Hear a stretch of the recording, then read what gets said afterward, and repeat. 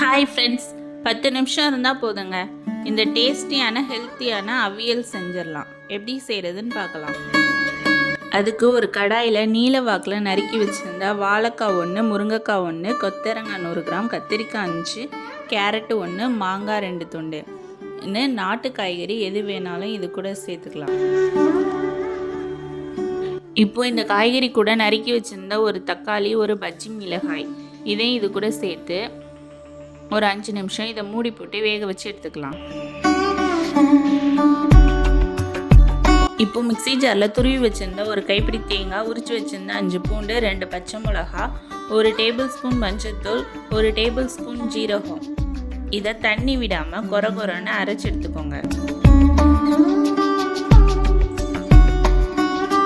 இப்போ காய்கறி முக்காவே கடை வெந்துருச்சு. இப்போ இது கூட அரைச்சி வச்சுருந்த தேங்காய், தேவையான அளவு உப்பு, கொஞ்சமாக புளி தண்ணி ஊற்றிக்கங்க.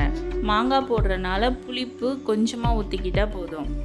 இதை ஒரு கிண்டி விட்டுட்டு 1/2 கிளாஸ் தண்ணி விட்டு இதை ஒரு மூடி போட்டு ஒரு 2 நிமிஷம் வேக வச்சு எடுத்துக்கோங்க.